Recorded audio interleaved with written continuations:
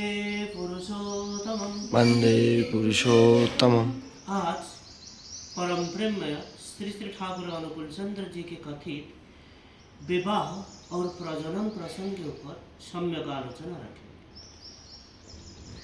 ठाकुर आलोचना प्रसंग प्रथम खंड में बोल रहे हैं, ये जो ब्याह और सुप्रजनन के बाद इतना करके मैं क्यों बोलता हूँ। ठाकुर बोल रहे हैं, एक भी विवाह अगर बेमिसाल हो जाता है तो वंश परंपरा में वो कितना अपोगण अव्यवस्था के आमदानी करता है, उसका कोई सीमा नहीं है। लक्ष्य लक्ष्य महापुरुष और शिक्षा व्यवस्था के पक्ष में उनको लक्ष्य लक्ष्य महापुरुष और शिक्षा व्यवस्था के बावजूद उनको मनुष्य बनाना दुरूह हो उठता है। बिस्मिल्लाह गल्ला कैसे करेंगे। इसीलिए मैं बाहसा या विवाह और सुप्रजनन के बाद इतना करके बोलता हूँ।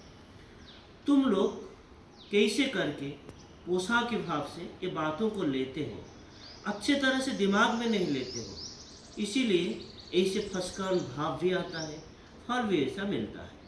चारों दिशा में कि सर्वनाश हो रहा है, उसको अगर तुम लोग समझ पाते तो ये बेखियाली चलन पे क्या चल पाते, आग हो उठते।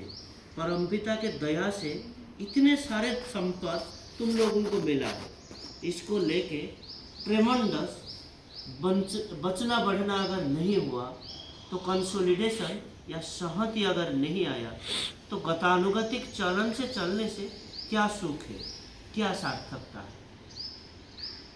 ठाकुर बोल रहे हैं, विवाह को ठीक भाव से देना जरूरी है। वर सर्वांश से श्रेय होना जरूरी है, विशेषतः वंश की मामला है। बहुत लोग इस दिशा की ओर ख्याल नहीं देते और उसका फल भी अच्छा नहीं होता।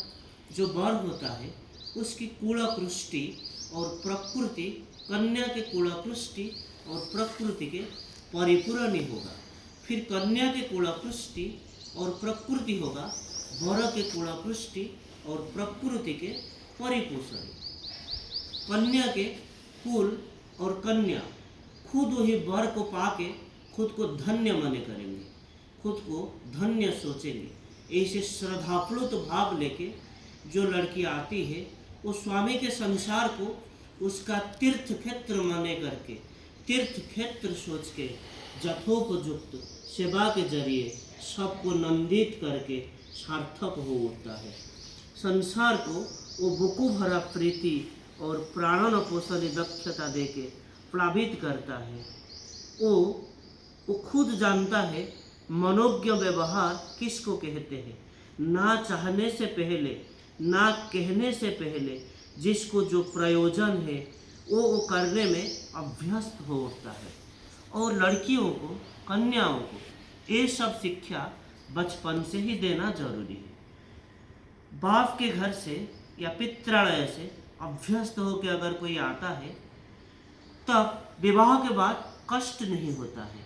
तब ये सब करने के मूल में रहता है सुकेंद्रित श्रेयोपीति। तब हर चीज सहज हो जाता है। कन्याएं अगर पितृभक्त होते हैं तब वो सब कन्याएं साधारणतः अच्छा होते हैं। भक्ति का भी एक फर्क है। भक्ति चिरकाल ही कर्म मुखर है। जिसको जो भक्ति करता है, प्यार करता है, उसके खुशी के लिए, उसके स्वस्ति के लिए वो दिमाग और गतर या शरीर ना खटा के रह नहीं पाता है।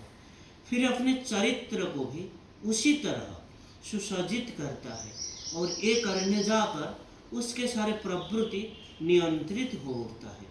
इसीलिए ऐसे पितृभक्त कन्या अगर आदर्श प्राण उपयुक्त लड़का के हाथ में आता है तो उसको अपने अस्तित्व मानता है और उसको बात देके अपना अलग कोई ख्याल या अलग कोई खुशी उसका नहीं रहता। उसके लिए वो जिस किस कष्ट को भी अपना सुख प्रतीत करता है, सुख मानता है।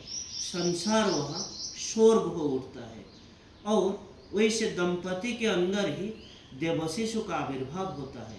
वंश परंपरा क्रमे विवाह अगर ठीक भाव से होता है तब देखा जाएगा कि इसे एक वंश क्रमे क्रमे उन्नति के दिशा में, उन्नति के पथ पर अग्रसर होते जा रहा है। अवश्य आदर्श प्राणता और सुशिक्षा के संयोग इसके साथ जरूरी है। ये स्वभावतः ही उनके झोंक और उनके झोंक भी इसी दिशा में रहता है।